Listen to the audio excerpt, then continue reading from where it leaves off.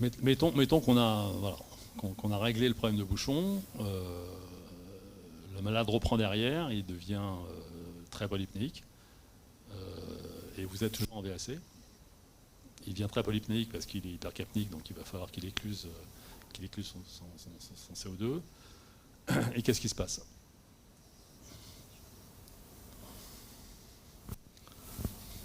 Vous voyez que sur le cycle du milieu, l'expiration ne revient pas à zéro avant l'inspiration suivante.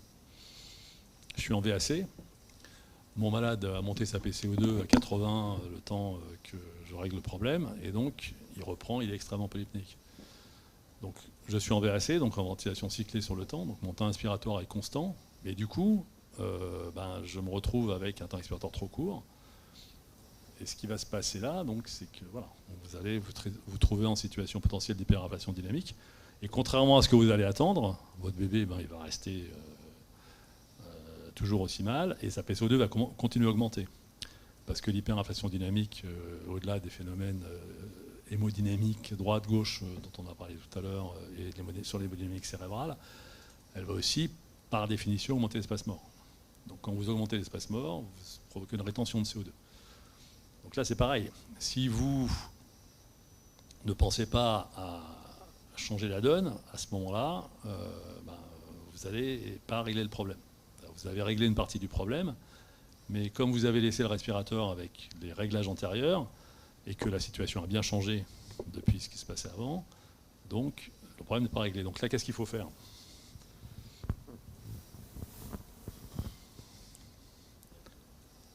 Voilà, il faut changer le mode de ventilation, c'est-à-dire il faut se mettre dans une situation où on sort de ce risque. Donc, effectivement, où on passe en VACI, ou en VACI plus AI, mais le plus simple, c'est de repasser en VACI.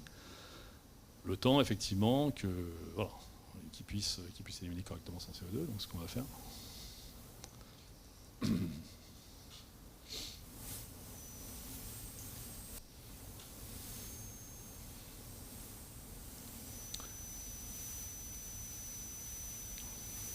Peut-être du coup qu'on peut remettre des résistances un peu plus physiologiques. Qu'est-ce qu'il y a? Oh, vas-y, vas-y.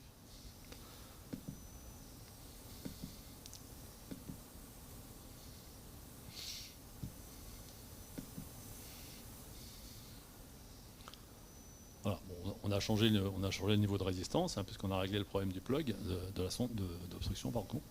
Et puis on est passé en VACI. Donc vous voyez, donc là on a un truc qui est quand même plus adapté. C'est-à-dire qu'il trigue, il trigue parce qu'il est hypercapnique, donc c'est normal que la machine assiste et qu'il prenne la main, mais il trigue avec la période réfractaire de la VACI, ce qui permet d'éliminer donc le risque d'hyperinflation dynamique, et de fait, vous voyez que la courbe de débit expiratoire revient bien à zéro. Et progressivement, donc vous allez voir avec la se réadapter, la PCO2 qui va baisser. Là, vous aurez réglé complètement le problème. Donc, je le redis, on regarde le bébé, et à partir du moment où il se passe quelque chose, en particulier d'aigu, il faut penser à régler le problème aigu, certes, mais aussi que les conditions de mécanique respiratoire ont changé, et que forcément la ventilation qu'il y avait antérieurement n'est pas la plus adaptée. C'est assez typique quand vous avez un enfant qui arrive avec une MMH, à qui vous allez faire du curosurf. On va comment? Ouais. On va commencer sur une compliance basse.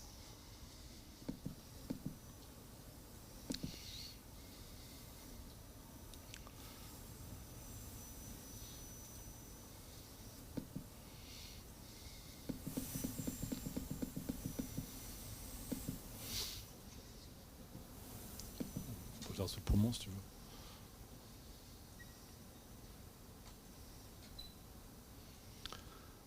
Tu me mets une compliance basse. On va mettre le poumon auquel on est plus habitué, ce sera plus simple pour la démo. Juste pour ça.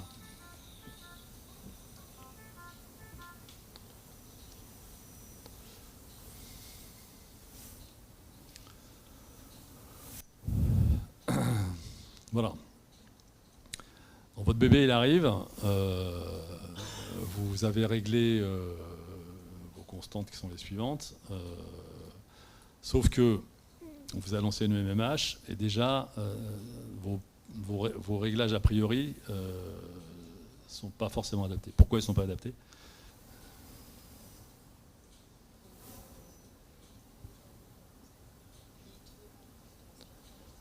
Tout à fait, le temps inspiratoire réglé est trop long, hein. Vous voyez, on est à 0,40, donc ce qui est de toute façon trop long, parce que sur un réglage a priori, sur une pathologie alvéolaire prématurée, vous avez réglé 0,31, 0,32, 0,33. Hein. Mais vous voyez bien que votre courbe de débit inspiratoire, hein, vous avez votre pic immédiatement et un retour très rapide à 0 avec un temps de vitesse nulle avant l'expiration qui est long. Donc, ce qui veut dire que toute cette partie, elle ne sert à rien. Et que par ailleurs, vous voyez que la fréquence est lente, donc votre bébé est hypercapnique, donc le volume minute que vous avez réglé est probablement insuffisant. Donc d'emblée, qu'est-ce que vous allez pour optimiser ce volume minute, vous avez deux solutions. Ou vous essayez d'augmenter le volume courant, et là la seule solution que vous avez, c'est d'augmenter les pressions, mais clairement c'est pas ce qu'on a envie de faire. Hein. Vous pouvez aussi commencer par optimiser le volume courant en essayant d'améliorer le recrutement alvéolaire sans ventilation. Et ça, avant de faire du curosurf, du surfactant, qu'est-ce que vous allez faire? Comment? Oui, mais ça ne changera pas le volume courant. Vous verrez, ça permettra de gagner en temps pour pouvoir augmenter la fréquence. Mais si vous voulez recruter au mieux, hein, vous avez une courbe pression-volume, voilà, avec une pression d'ouverture qui va être assez élevée, puisque on a une pathologie alvéolaire avec une tension superficielle qui est élevée et des forces de rétraction qui sont importantes. Et vous voyez que là, on a 4 de pression expiratoire positive. C'est un bébé de 2 kg qui arrive avec soit des poumons blancs, 60% des FiO2. Est-ce que ça vous semble suffisant en termes de PEP? Non, voilà, donc on peut déjà essayer d'optimiser ça en augmentant la PEP. Alors quand on fait du recrutement, hein, il faut le faire pas par pas. Donc ce qu'on fait en général, c'est que pour gagner en volume, hein, il faut gagner en différence entre la pression expiratoire et la PPI. L'optimisation de la PEP en ventilation conventionnelle va vous permettre d'améliorer les volumes. Mais si vous voulez gagner en volume courant, il faudra aussi augmenter d'un point, si vous augmentez d'un point la PEP, la PPI. Voilà. Donc là, on est à 15 plus 4, donc on va mettre 16 plus 5, et on va voir ce que ça fait sur le volume. Ouais, et le faire progressivement, en gardant toujours en tête, hein, ça, c'est quelque chose qui est en permanence, que moins, mieux c'est. Là, le bébé, il arrive, la maman a parti de corticoïdes, il est transporté d'un centre périphérique, voilà. Donc, kilos, donc on a quand même un peu de marge, on n'est pas sur 24 semaines sur lesquelles, voilà, là, il faut vraiment être encore... Mais donc, voilà.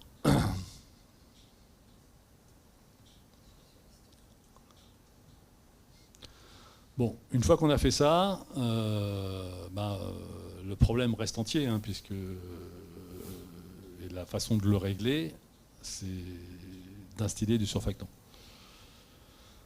Donc quand on va installer du surfactant, qu'est-ce qui va se passer? Voilà, la compliance va augmenter très brusquement.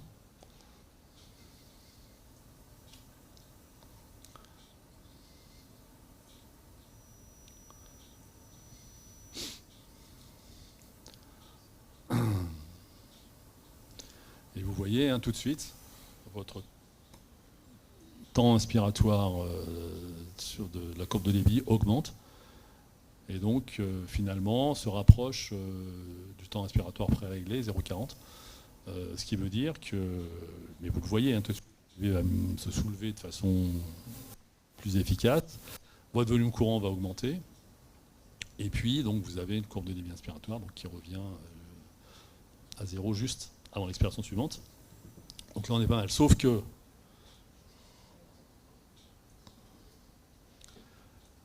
est-ce qu'on va garder, on va rester comme ça?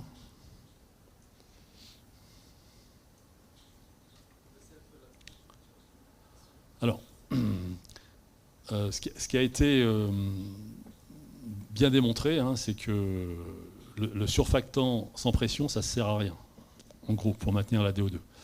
Et que quand on fait une initiation de surfactant, avec la stratégie habituelle, c'est-à-dire sans les intuber en LISA, ou alors en les extubant rapidement, il faut maintenir une pression, en l'occurrence continue, hein, quand on fait du non-invasive, pendant au moins 48 heures après. Sinon, vous allez avoir un collapsus alvéolaire et vous n'allez pas gagner grand-chose. Donc, il ne faut probablement pas baisser la PEP si on a décidé ou si l'enfant n'est pas extubable au décours. Par contre, à partir du moment où votre compliance va s'améliorer, le volume courant a augmenté. Donc là, pour le coup, le risque d'augmentation rapide de volume courant, et ce qui va se passer, c'est que la PCO2 va baisser vite. Et donc, vous n'avez aucun intérêt à ce que la PCO2 baisse vite, puisque, comme vous le savez, ça peut avoir un impact chez les grands prématurés sur la circulation cérébrale. Et puis surtout, pourquoi mettre 20 de pression ou 18 de pression alors qu'il n'y en a besoin plus que de 14 ? Donc, voilà. Donc ça veut dire que quand on fait ça, dans les situations où effectivement les thérapeutiques vont agir très rapidement, et l'instillation de surfactant est un bon exemple, il faut vraiment rester à côté du bébé pour pouvoir effectivement, en fonction de son évolution clinique et de l'évolution des paramètres d'hématose, adapter le respirateur, hein, comme on l'a fait tout à l'heure dans d'autres circonstances, donc baisser les pressions, voir si effectivement on peut arriver à ramener rapidement l'enfant sous 21%. L'idée étant là encore de l'extuber le plus rapidement possible.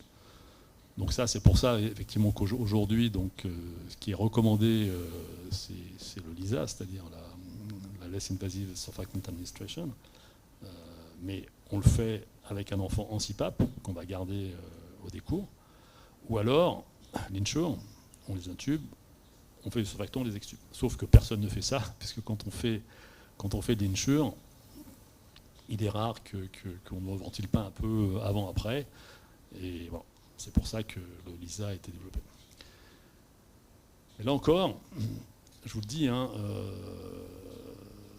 ce qui est important, c'est de comprendre ce qu'il fait, d'anticiper ce qui va se passer, et en fonction de ça, donc d'adapter les réglages du respirateur. Moi j'ai un peu de mal avec ça, mais puis on va pas complexifier les choses.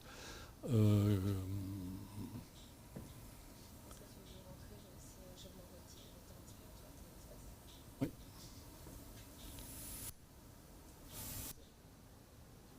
Oui. Alors ce qui est recommandé chez les grands prémas, c'est de le faire avant la 3e heure de vie. Ce qui a été démontré dans les travail d'Isayama, qui a comparé les instillations précoces en salle de naissance dans des stratégies et puis les instillations plus tardives, c'est qu'il y avait une tendance à ce qu'il y ait plus de pneumothorax en cas d'instillation tardive. Ce qu'on peut comprendre, puisque un des problèmes, on l'a vu tout à l'heure, hein, c'est l'hétérogénéité pulmonaire. Et quand vous ventilez un poumon hétérogène, on l'a vu, hein, la répartition des gaz va se faire dans les zones qui sont les plus distendues, au dépend des zones qui sont les moins distendues, les moins compliantes. Donc plus vous allez le ventiler, plus vous allez tendance à avoir à distendre de façon importante les zones déjà ouvertes, et pas trop les zones qui sont collabées. Et que si vous donnez le surfactant trop tardivement, il va aller se répartir dans ces zones déjà ouvertes, qui ne sont pas celles qui en ont forcément le plus besoin, mais surtout, il y aura des phénomènes inflammatoires déjà intra-alvéolaires qui seront créés, qui fait que votre surfactant naturel modifié, hein, qui ne contient pas toutes les protéines qui permettent de protéger le surfactant contre ça, puisqu'il n'y a que de la protéine B, sera beaucoup moins efficace. C'est pour ça qu'il faut faire attention à ça, puisque dans les stratégies, quand on a mis en place les stratégies de CPAP initiales en salle de naissance, l'idée c'était de ne pas les intuber. Et c'est vrai que probablement au début, dans cette stratégie qui était louable, hein, on a différé l'intubation chez un certain nombre d'enfants, et donc on s'est retrouvé effectivement avec un sur-risque de pneumothorax. Bon, donc installation de surfactants, en particulier chez vraiment les plus immatures, c'est A20H3.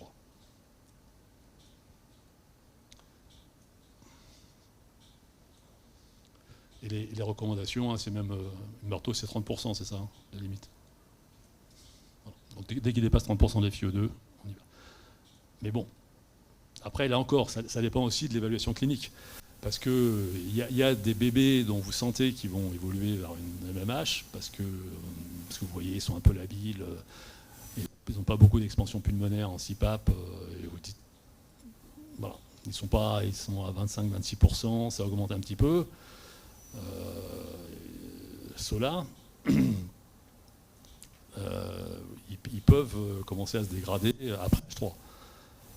Donc chez ceux-là, on n'a peut-être pas intérêt à attendre, et c'est pour ça aussi que les techniques d'instillation non invasive sont intéressantes, parce que ça, on évite de les intuber. Mais la règle, voilà, c'est 30% et OH3.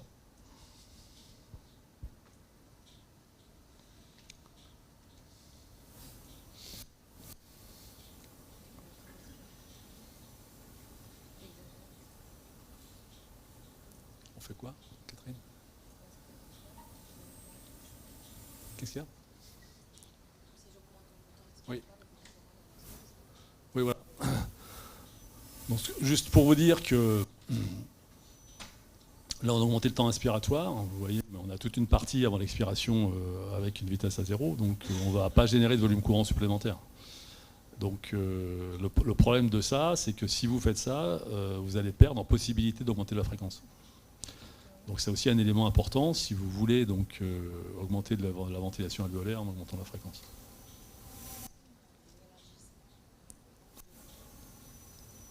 Bah, pour cette raison. Pour cette raison, parce que tu vois, tu as toute une partie du temps inspiratoire qui ne sert à rien. Et si on le raccourcit, si on le remet, tu vas voir que la courbe de volume va changer de forme. Volume courant 6,2, si je diminue mon temps inspiratoire, on va tomber.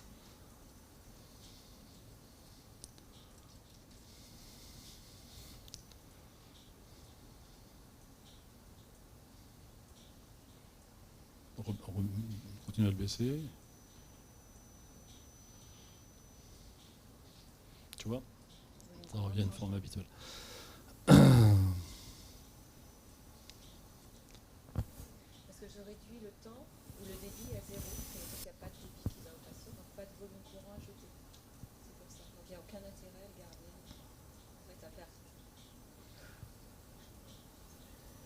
Voilà, c'est du temps qui ne sert à rien. Il n'y a aucun gain dans le temps inspiratoire. Les volumes courants, je change. C'est une fréquence trop haute pour... Ouais. Quelle pression moyenne vous utilisez En EHF. Alors, alors d'abord, chez les prémas, on dit, ce qu'on privilégie, c'est le non-invasif. Après, quand on les intube pour leur faire du surfactant, ceux qui ne vont pas répondre au LISA, il y en a quand même, hein, on essaye de les extuber le plus rapidement possible. Après, la règle, ça reste toujours de mettre les pressions les plus basses possibles. Et la pression moyenne, elle va dépendre finalement, elle va dépendre de ta PPI et de ta PEP. Donc, mais c'est ça, avec ton temps inspiratoire qui va te permettre d'optimiser finalement ces éléments. Et donc ta pression moyenne, elle va finalement dépendre de ça.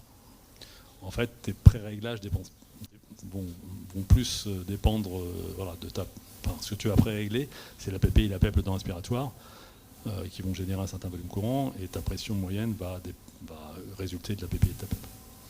Mais il n'y a pas appris, je pense.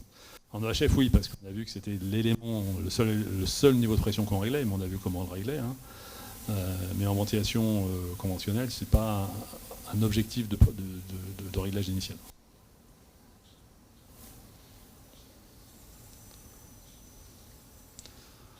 Donc là,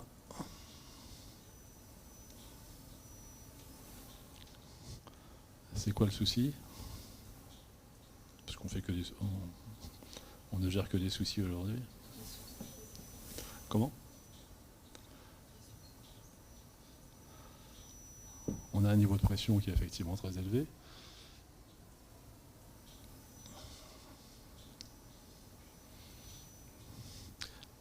Regardez la courbe de débit.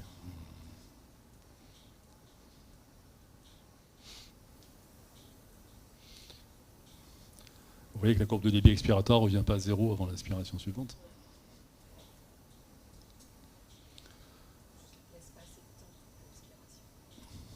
Voilà. Voilà. Et donc là, ce que vous allez aller voir, c'est un bébé d'abord qui va monter progressivement sa PCO2, qui va commencer à se désadapter. Et donc là, si vous ne prenez pas tous les éléments d'analyse, votre bébé augmente sa PCO2, donc vous allez vous dire il n'est pas assez ventilé. Donc s'il n'est pas assez ventilé, j'ai deux solutions, ou j'augmente les pressions, ou j'augmente la fréquence. Sauf que si vous faites ça, vous allez aggraver le problème. Vous allez aggraver le problème parce que vous allez augmenter, donc contribuer à augmenter l'espace mort, plus toutes les conséquences hémodynamiques cérébrales dont on a parlé déjà. Donc là, quand vous avez ça, qu'est-ce qu'il faut faire? Voilà, il faut allonger le temps respiratoire. Vous voyez que le temps respiratoire est correctement réglé. Donc, voilà. Donc on ne va pas le raccourcir parce qu'il me génère un volume courant qui est ce qu'il est et qui est optimisé sur le temps. Donc effectivement, là, il faut allonger le temps respiratoire et donc ralentir la fréquence. Juste si je ralentis, regardez le temps respiratoire. Le volume courant. Regardez le volume courant.